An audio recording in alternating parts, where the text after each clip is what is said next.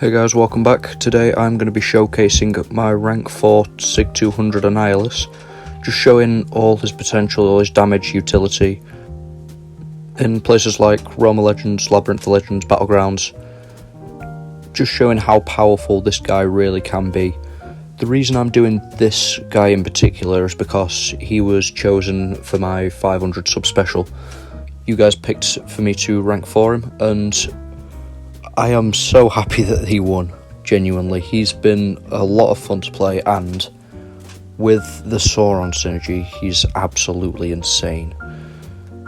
Like, when he was originally buffed, everyone was kind of annoyed that the stifle duration wasn't increased by any amount, but after this video, I can understand why. Like, look at that special 2, that was about 100,000 damage. And he's hitting 30k mediums, 17k light crits. If this was in his base kit without a synergy, I think he'd have to be rebalanced. And in this Realm of Legends takedown here, the only synergy I've got is Sauron.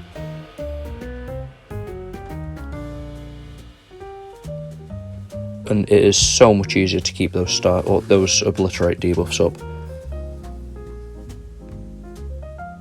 Yep. So it's easy. Every single time you get to a special 2, you should have 12 of those stifles, and that was a minute 20 for 500,000 health.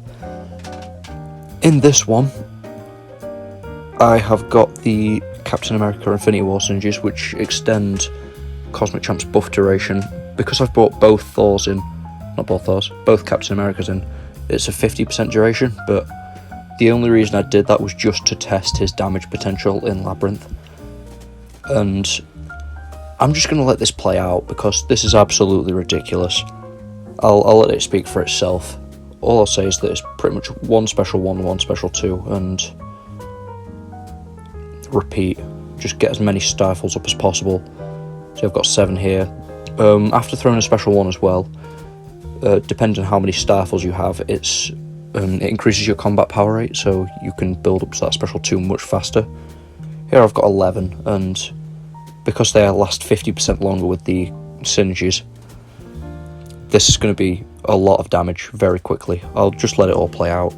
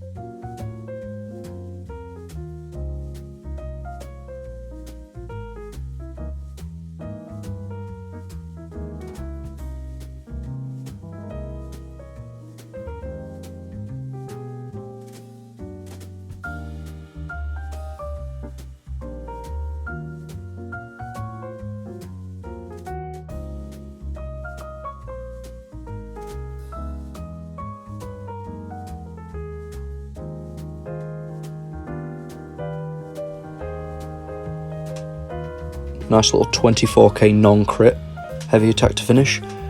And that was 3.3 million health in 4 minutes and 14 seconds. Those last 10 seconds did 190,000 damage. That's pretty ridiculous. Now, here, I just want you to bear in mind that the damage I take in this is from the node, because, and this is Act, I think this is 8.1. It's either 8.1 or 7.4, but there's a node where if you knock them down with 6 or more armor breaks, then you take a burst of damage. But this was the only penny park I could find. I wanted to showcase the Darkhawk synergy and how useful it can be, because there's a piece of there's a piece of utility in Annihilus' kit that is heavily overlooked, and it's whenever he has a taunt on him, he goes unstoppable, unblockable, and has true accuracy. And I wanted to showcase that here. So every time with the Darkhawk synergy, every time the opponent would auto block, I get a passive taunt on me, and because the taunt's on me, I go unstoppable and unblockable, which means that she can't auto block me. This is pretty major. This is basically what Undermine is, but instead of it actually being Undermine, like the buff that Gore gets from his Sig ability, it basically does the exact same thing. I showcased it against Penny there. I just want to showcase it against, I think this is 7.4. It's the 6th Sense node. So all basic attacks have a 50% chance to be auto blocked, and every time they would auto block me, I just go unstoppable, unblockable, which means that there's nothing that they can do. Even if they evade, they can't get out of that. And also, on top of this, the damage is really good. Like in the last one, you saw the ending was it was over 100,000 damage in 10 seconds. And just to FYI as well, these Sauron synergy is in every single one of these fights outside of Battlegrounds, because it's so much easier to build up the damage. It makes it pretty much effortless.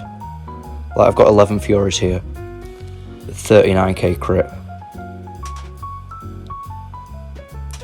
and now I'm hitting 10k mediums, 27k, or 10k lights, 27k mediums. The one downside to this synergy is that the taunt does reduce my damage a bit, but I'm still hitting very hard, so I'm not too worried about it. If Furies expire there, just do the exact same again, build up as many stifles as possible. Go for a massive special 2, or get 8, build up to 9 while I've got the increased combat power rate. Easily get to 12. 247k crits on that special 2. And you'll see in the last 10 seconds here, I did 215,000 damage. Now, this is an interaction I wanted to show 2 things for. So, Spider-Ham, whenever he throws a special one, he puts a taunt on you. I wanted to showcase that utility more because it's a really niche interaction with this guy. I wouldn't recommend this matchup at all because of the power stings. There's no way of getting around that. But I just thought it was probably the best place to show it. And also, whenever Annihilus has his control rod active, he is immune to Incinerate, and this node is the Energy Adoption Incinerate node. As you can see now, I've got the taunt on me, and I'm just passively unstoppable, unblockable, and I have that true accuracy, so Spider-Ham cannot evade me. But because the charges keep building up, he'll still have the he'll still put the power stings on me occasionally. I think I had a try just before this fight where that happened. You can see there, that did about 55k in 3 hits. All 3 of them crit, but it's still a lot of damage. And just like that, he's already down. Like, the Sauron synergy is absolutely game-changing for this guy. This is another one where I wanted to show 2 things off at once. So the energy adoption ice, he's also immune to cold snap and frostbite whenever he has his cosmic control rod. And I was going to show it against Iceman, but I thought this would be better because there's also disc track on this node, and that shows off the easy access to the debuffs that he has. He can stack up tons and tons of debuffs, and that's also really helpful for the disc track just because you need debuffs to be able to deal any damage. And it's also good for despair. If you run 3 out of 3 despair and you're playing really aggressive, they're always going to be heal blocked pretty much, unless they have some sort of ability in their kit where they can't have healing modified, like Kingpin or Mr. Sinister for example. Despair is pretty much always going to be in your favour here. I only got 6 Furies there, and also I've built up his analysis quite a bit, so I'm not critting, but I'm still dealing a very nice amount of damage on base hits. And yeah, that was pretty simple. I think that was like 6.4. So moving on to Battlegrounds here. Disclaimer for this, at the time my Annihilus was SIG 120, and he is now SIG 200 just at the time of recording, when the last Battlegrounds meta, the season, I think it was season 4, where it was the electric defense one, where wherever you hit them with an armor up they'll power burn you. I wanted to get the showcase, or I wanted to showcase some fights before that meta went away, and I didn't have time to get him to SIG 200 before then. So with this Annihilus, first off, he's good for this because he has the easy access to armor break. The armor break is just the fact that it's there and it's not a different debuff it's a very nice piece of utility in itself, because it can become useful for stuff like this and also for fights like this next one I'm about to show against Killmonger. Also, that was a very nice amount of damage. That was Howard the Duck in 43 seconds, 54,000 points. That's not too bad. Especially to say he's not one of the best attackers in the game on his own, without the synergy. But yeah, that SIG ability is pretty major. And armor break as well, having that, it is pretty big for fights like this, like Killmonger, because he can basically just, whenever he triggers it, he just shuts Killmonger's abilities down, apart from the counter punch off the special one. Another thing that makes Annihilus really good for this node in particular is that when he has his control rod active, he's immune to power burn, power drain, power lock, power steal, and innovate. So overall, while he's got his control rod active, he's immune to 8 different things. That's pretty good. That's pretty big. Like there's not many champs that are immune to every single form of power control in the game.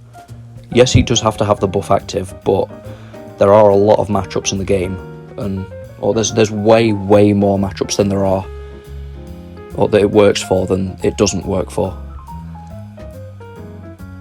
Like the rod only goes away if you're going against some sort of nullify or armor break. Now that Killmonger played a little bit passive, it took a little bit longer, but it's still pretty much, there's nothing really to worry about, because the armor break's almost always going to be there, and then the damage is there. So it's a simple fight. It might not be the quickest if RNG isn't on your side. Like, RNG is definitely not on my side in this fight. I think the first special 2 I throw, I only get 1 Fury. We'll wait and see there. But overall, this is a good matchup, because the thing that makes Omega Sentinel an annoying defender is the constant armor ups. But Annihilus has constant armor breaks, so it kind of cancels that out a bit. Yeah, in one combo here I get 1 stifle, which is a little bit annoying. Or in 2 combos even, I get 2 stifles and 1's consumed from using the medium. But since Omega Sentinel has a pretty small health pool, it doesn't make too much of a difference. Yeah, if the Sauron synergy was to be put into this guy's base kit, the only choice they'd have to kind of balance him is to heavily reduce the Special 2 Fury potency and then make the Sauron synergy just increased Fury potency to kind of keep those even. That's one thing I would really like to see if they were to kind of redo this guy again. That's something I'd like to see happen, because it would make him balanced on his own, but then also keep how crazy he is with the Sauron synergy. Now, Guardian, he's not the best defender, but I do have him at rank 4, and he has won me a lot of rounds on defense, which is why I'm showcasing this. As well, when I was getting this gameplay, I did just ask for pretty much any tech defender that I could get, and also a couple of others. Like, for example, Killmonger, Nick Fury, just to showcase this guy's potential, and that was nearly 55,000 points. He is a good champ. Now, this one against Nick Fury. Nick Fury typically takes about 60 seconds, give or take. And this fight does go wrong. It's not the best. I could definitely have done this better with more attempts, but I have been really, really limited to time lately. So this was probably the best attempt I could have got. So backdraft intercept, try and build as much stifle up as possible, get 5 Furies. Now with 30 seconds in, he's nearly out of his first life already. It's not bad. Hitting 6k light crits. And of course he throws a special one while he's unblockable. Almost get the full dex on it though. And get intercepted. You love to see it. One thing I am showing here as well. Despair stopped his second life from going all the way up. If I'd have timed that a little bit better, I could have potentially cancelled out about half of his second life, which is pretty underrated, if you ask me. Anyway, get into it, just build up to one more special 2, throw it, and he's down. To be fair, not the worst Nick Fury takedown. And I think the last one, we've got 2 more fights now. Ultron, he's not used a lot in Battlegrounds, but I just wanted tech defenders to practice against, just get all the gameplay for. Also, this could be potentially annoying. Again, the evade can get in the way, you just have to play around it. And then also, Ultron does have that ability where he can heal off energy damage. Annihilus' special 2 is prominently energy damage, and because of Despair, it doesn't really do a lot.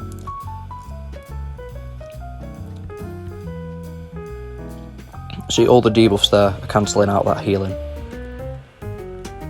I think that's the reason that I wanted to try against Ultron as well, because I wanted to showcase Despair a little bit more, and how that synergizes with him really well. And the last fight here is going to be Penny Parker. Now, compared to the last fight earlier, because I don't have the Darkhawk synergy, this isn't going to be nearly as good. And also she does throw a lot of special ones, which does make this a lot slower. But Annihilus is very good for Penny because he can break the shield very quickly because of how many armor breaks there are.